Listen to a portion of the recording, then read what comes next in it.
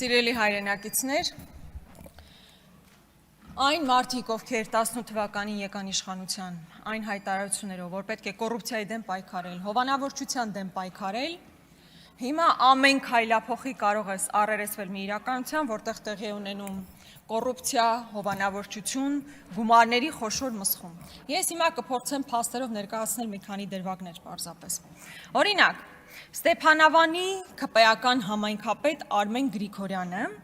ով կազմակերպություն էր հիմնադրել 2018 թվականին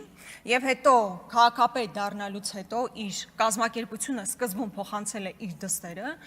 եւ հետո կնոջը 468 միլիոն դրամի պայմանագիր է կնքել քաղաքապետարանի հետ։ Փաստացի իր կառավարման օրոք 468 միլիոն դրամի պայմանագիր է կնքվել իր իսկ կողմից ձևավորված եւ հետո կնոջը փոխանցված կազմակերպության հետ։ Սա այն է հովանավորչությունը ուրիշ ձև կամ կոռուպցիան ուրիշ ձև ինչպես պետքա դրսևորվի։ Հաջորդը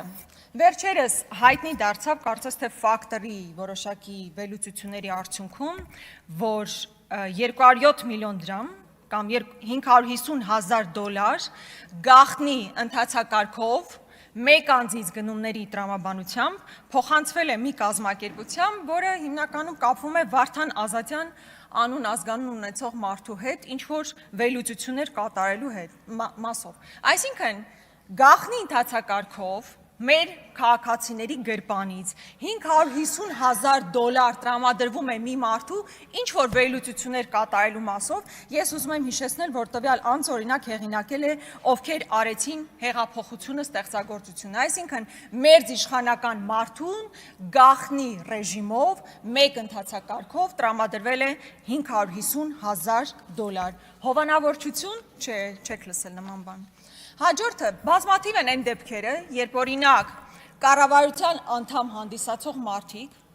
դուրս են գալիս իրենց զբաղեցրած պաշտոններից եւ հետո հայտնվում են մի այլ կազմակերպությունում, որտեղ իրենք կոնկրետ ներդրում են ունեցել եւ պաշտոն են ունեցել։ Օրինակ,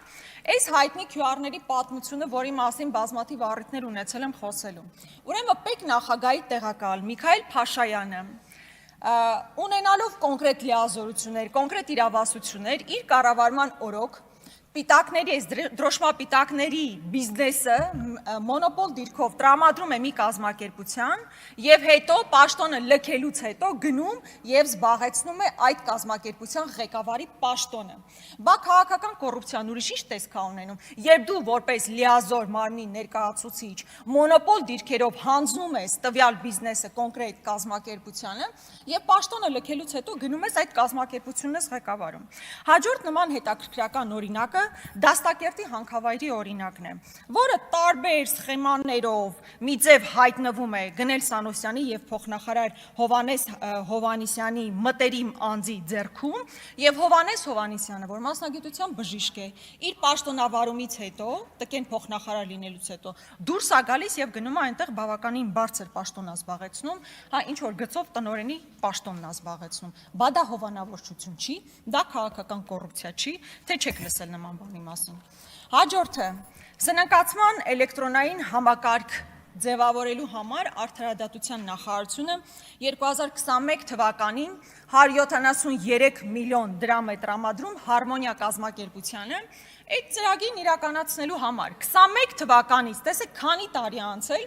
այդ ծրագիրը չի գործում, այսինքն մեր հարկատուների գրպանից 173 միլիոն դրամ տրամադրվում է մի կազմակերպությանը ծրագիրը ներդնելու համար, գումարը վատնված է, ծրագիրը չկա։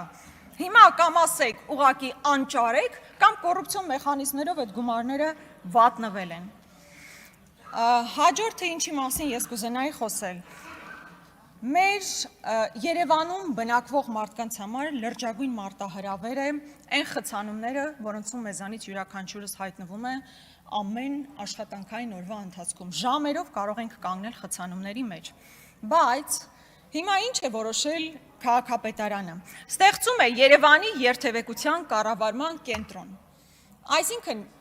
մի առանձին կենտրոն է ստեղծվում, որին տարեկան տրամադրվելու է մոտ 500 միլիոն դրամ։ Սիրելի հայրենակիցներ, 500 միլիոն դրամ տրամադրվելու է մի կենտրոնի, որը պետք է իրականացնի որոշակի գործառույթներ։ Օրինակ, քաղաքային ճանապարհային ենթակառուցվածքների արդյունավետ շահագործման եւ զարգացման պլանավորում, կամ երթևեկության հոսքերի ուսումնասիրություն, վերլուծություն ու մոնիտորինգ։ Ես ուզում եմ ձեզ հիշեցնել, որ այսօրվա քաղաքապետարանի կառուցվածքի մեջ արդեն գոյություն ունեն նման ստորաբաժանումներ եւ կան համապատասխան մարդիկ, ովքեր այդ գործառույթներն իրականացնում են։ Ինչպես նաեւ ներքին գործերի նախարարությունում կան համապատասխան ստորաբաժանումներ, որ այդ գործառույթները պետք է իրականացնեն։ Ինչն է հետաքրքիր, որ այս մարդիկ, օրինակ, ստանալու են 1.800.000 դրամ աշխատավարձ, 1.700.000 դրամ աշխատավարձ, ու այսպես այս հաստիկացուցակը, որ նայում ես, ուզում ես հասկանալ, երկրի նախագահան ավելի ցածր աշխատավարձ է ստանալու, քան երթևեկությանը հետևող մարդը։ Ուզում եմ կրկնել, որ այդ պաշտոնները ստեղծելու անհրաժեշտություն չկար, որովհետև եւ ներքին գործերի նախարարությունում, եւ քաղաքապետարանի համապատասխան ստորաբաժանումներում արդեն այդ հաստիկները կան եւ մարդիկ ի պաշտոնե պարտավոր են այդ գործողություններն իրականացնել։ Հիմա իմ մտքով անցավ Անիֆը։ Անիֆով մարդիկ տասնյակ հազար դոլարներով աշխատավարձ էին ստանում։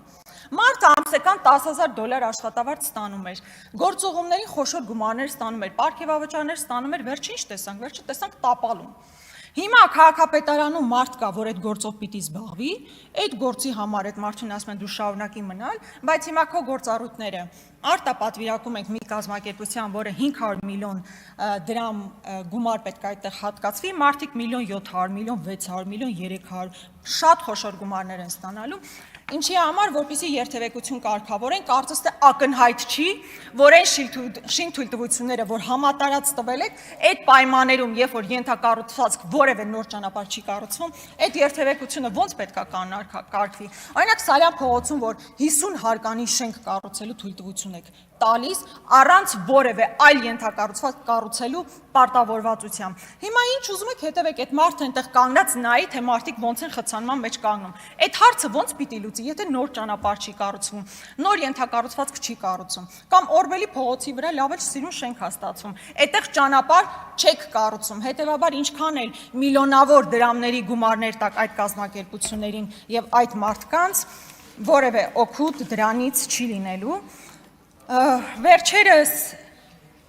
համալիրում Նիկոլ Փաշինյանը հավաքել էր ամբողջ պետական ռեսուրսը, մի կողմ դնենք այն համակարգ, այն մոտեցումը կամ որ դա հիշեցնում էր խիստ ավտորիտար երկրների կառավարման մոդել եւ դու ամբողջ պետական համակարգին, ուսուցիչներին, տնօրեններին կանչում ես այսպես ինչ-որ բան ներկայացնելու համար, իսկ ավելի շուտ կոնկրետ ինչ էր ներկայացում, որ մեր սահմանադրությունը պետք է փոխվի։ Իսկ ինչու պետք է փոխվի մեր սահմանադրությունը, որովհետև կա համապատասխան ադրբեջանական պահանջ։ Բայց լավ, մի կողմ թողնենք այն հանգամանքը, թե ինչ է ներկայացվել պետական համակարգին։ Ամբողջ խնդիրն այն է, որ դա մեր քաղաքացիների վրա արժեցել է 42 միլիոն դրամ։ Մեր հերոս հարկատուները այդ գումարները վճարել են, որ Նիկոլ Փաշինյանը մի ամբողջ պետական համակարգի հավաքի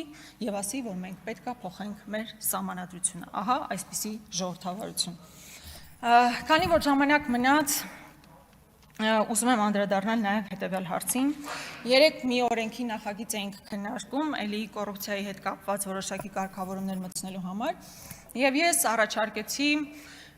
որ օրինակ այն կազմակերպություններում, որտեղ կառավարությունը մասնաբաժին ունի, Խոսքամուսար, Վիվասել եւ պղնձամոլիբդենային, համենայն դեպս այդ երեքը այս բանին հիշեցի, միգուցե ավել հատվածներ կան, այդտեղ նշանակված մարդիկ ունենան պարտավորություն հայտարարագիր ներկայացնելու։ Օրինակ ես պետք է անկեղծ լինեմ, ես ինչու չպետք է իմանամ, թե օրինակ Գնել Սանոսյանը պաշտոնը լքելուց հետո նախ ինչ ունի հիմա եւ ամուր Սարում նշանակվելուց հետո ինչպիսի հաջողությունների հասել։ Կամ օրինակ պղնձամոլիբդենային այդ կոմբինատում նշանակված իմ համաքաղաքացի Նարեկ Բաբայանը, ում մասին ուղղակի լեգենդներ են պտտվում մեր քաղաքում, ընդհանրապես մարզում։ Մի հատ գնացեք հարցրեք Նարեկ Բաբայանի մասին մինչև 18 թվականը եւ հիմա հարցրեք Նարեկ Բաբայանը ինչպիսի հաջողություններ ունի։ Յուրաքանչյուր կապանցի, քաջարանցի ձեզ կբացահայտի, թե ինչպիսի հաջողությունների է ինքը հասել։ Բայց ես այդ լեգենդներին, այդ միֆերին չտրվելու համար ասում եմ, որ այն մարդիկ, ովքեր նշանակվում են այդ պաշտոնների, իրենք պետք է ներկայացնեն հայտարարագիր, որպեսզի մեզանից յուրաքանչյուրը հասկանա, թե որտեղ էին եւ հիմա որտեղ են գտնվում։ Շնորհակալություն։